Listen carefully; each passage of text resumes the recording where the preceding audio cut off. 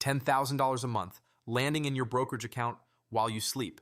That's $120,000 a year in passive income, not from rental properties, not from selling courses, not from some crypto scheme, just dividends, deposited like clockwork every single month. And the wildest part? You don't need to be rich to start building this. You need a plan, a little discipline, and about 8 to 12 years of consistency. Today, I'm going to show you exactly how to build a dividend portfolio that pays you $10,000 a month, starting from zero. Hey, I'm Joe, and this is Joe Invests. This is the channel where we break down money, investing, and building wealth in a way that actually makes sense. No jargon, no gatekeeping, just real strategies you can use starting today. If that sounds like your kind of thing, hit subscribe. It's free and it helps this channel keep going. Now let's get into it. So let's start with the reality check. Because I'm not going to lie to you, most people will never build a $10,000 a month dividend portfolio. And it's not because it's impossible, it's because they never start. According to a 2023 Bankrate survey, only 57% of American adults own any stocks at all. And of those who do invest, the median portfolio balance for people under 35 is around $13,000. That's the total portfolio, not the monthly income. A study from the Federal Reserve's Survey of Consumer Finances found that the median retirement account balance for families headed by someone between 55 and 64, the people closest to retirement, is just $185,000. Let that sink in. $185,000 might sound like a lot, but if you're trying to generate $10,000 a month in dividends, you're going to need a portfolio somewhere in the range of $2 million to $3 million, depending on your yield. Here's the basic math. If your portfolio yields an average of 5% annually in dividends, you need $2,400,000 invested to generate $120,000 a year. That's $10,000 a month before taxes. If your average yield is closer to 4%, you need $3 million. If you can safely push it to 6%, you're looking at $2 million. Now I know, $2 to $3 million sounds insane. But here's the thing, you don't need to save $2 to $3 million out of your paycheck. You need to invest consistently and let compounding do the heavy lifting. According to JPMorgan's 2024 Guide to Retirement, if you invested $500 a month starting at age 25 into a diversified portfolio averaging 9% annual returns with dividends reinvested, you'd have over $2.3 million by age 60. That's $500 a month, not $5,000, $500. The problem isn't that building wealth is complicated. The problem is that nobody treats it like a real priority until it's almost too late. So why don't more people build dividend portfolios? Why do most investors chase meme stocks and crypto moonshots instead of building a boring, beautiful income machine? The answer is rooted deep in our psychology. The first mechanism is what behavioral economists call hyperbolic discounting. Researchers like David Leibson at Harvard have studied this extensively. Basically, our brains are wired to massively overvalue immediate rewards and discount future rewards. Getting $50 today feels way better than getting $500 10 years from now, even though the math clearly favors waiting. When you're 25 and choosing between buying the new iPhone or investing that money into a dividend ETF, your brain screams iPhone every time. It's not a willpower problem, it's a wiring problem. The second mechanism is what I call the boring tax. Dividend investing is not exciting, it's not sexy. Nobody's posting their boring SCHD position on social media and getting millions of views, but they are posting their Nvidia gains and their Dogecoin YOLO trades. A 2022 study published in the Journal of Finance by researchers Barber and Odean, the same guys who've been studying retail investor behavior for decades, found that individual investors consistently underperform the market by about 1.5% annually. And the primary reason is excessive trading driven by overconfidence and the desire for excitement. Dividend investors who buy and hold don't have this problem, but they also don't get the dopamine hit. And dopamine, unfortunately, drives most financial decisions. The third reason is a fundamental misunderstanding of how compounding works. Albert Einstein probably never actually called compound interest the eighth wonder of the world. That quote is almost certainly misattributed. But the concept is real and it's staggering. Most people think growth is linear. You put in $500 a month, so in 10 years you've saved $60,000. That makes sense to our brains. But compounding means your money grows on top of its own growth, so that $60,000 in contributions actually becomes something closer to $100,000 or more. And the longer you go, the more dramatic the curve gets. Research from Vanguard shows that over a 30-year period, reinvested dividends accounted for approximately 84% of the total return of the S&P 500. 84%. The actual stock price appreciation was the minority of your gains. The dividends doing their quiet, compounding work, that was the real engine. But most people can't feel compounding. They look at their account after 1 year and see they earned $219 in dividends and think, what's the point? The point is that in year 20, that number might be $22,000, but you have to survive the boring years to get there. The fourth mechanism is anchoring bias. When people hear $10,000 a month in dividends, they anchor to their current situation. If you're making $50,000 a year, the idea of building a $3 million portfolio feels like a fantasy. So you don't start.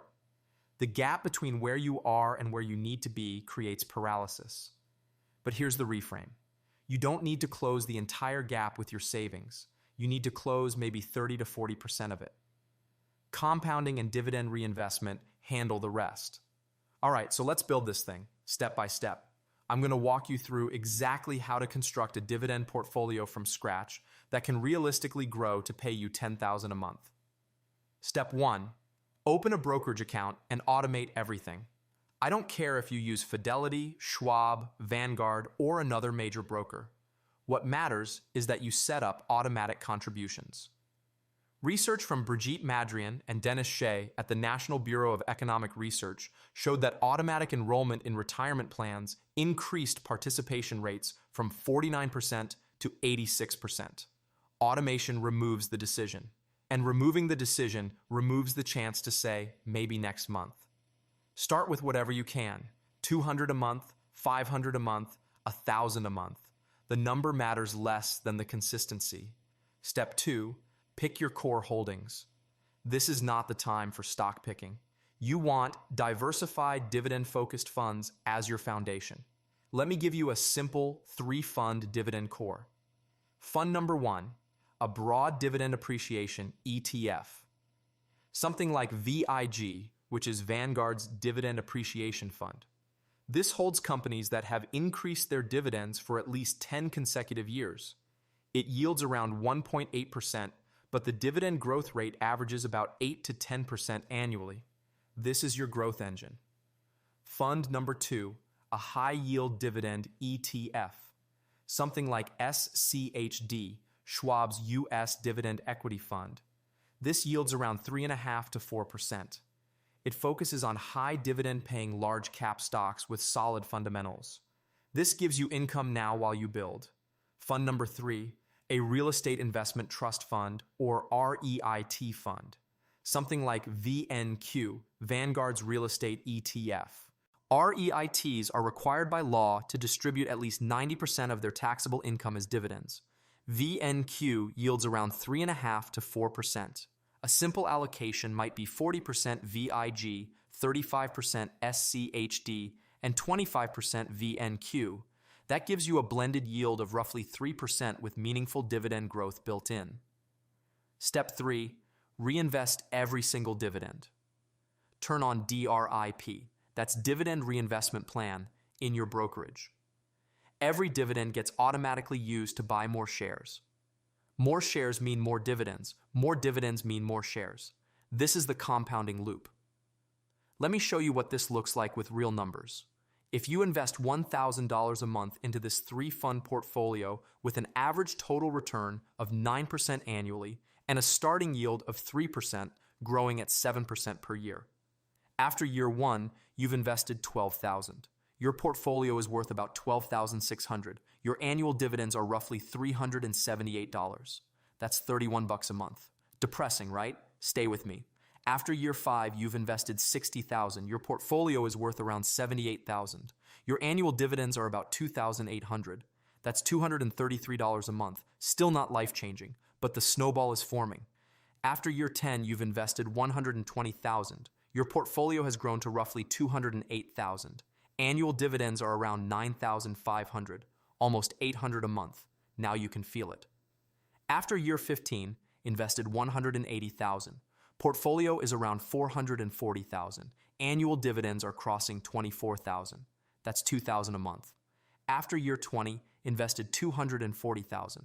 Portfolio approaches 850,000. Dividends are pushing 55,000 a year, over 4,500 a month. After year 25, invested 300,000. Portfolio is over 1.5 million. Annual dividends are approaching 100,000, over 8,000 a month. And somewhere around year 27 or 28, you hit it, 10,000 a month in dividends. Step 4, as your income grows, increase your contributions. This is the accelerator pedal. If you get a raise, a bonus, a side hustle payment, funnel a portion into the portfolio. Increasing your monthly contribution from 1,000 to 1,500 in year 5 can shave 3 to 4 years off your timeline. Step 5. Once you're within 5 to 7 years of your target, start shifting your allocation toward higher yield holdings. This is when you might add individual dividend aristocrats, companies like Johnson & Johnson, Procter & Gamble, Coca-Cola, Realty Income, that have raised dividends for 25 plus consecutive years. You can also add covered call ETFs like JEPI, which yields around 7 to 9%, to boost income as you approach your goal. But here's the critical rule. Don't reach for high yield too early. A stock yielding 10% might look amazing, but high yields often signal a company in trouble. Research from Elroy Dimson, Paul Marsh, and Mike Staunton at the London Business School shows that the highest yielding decile of stocks actually underperforms the second and third highest deciles over long periods. Moderate, growing dividends beat dangerously high static yields almost every time. Step 6. Manage your taxes. If possible, hold your REIT funds and high-yield positions in tax-advantaged accounts, like a Roth IRA or traditional IRA.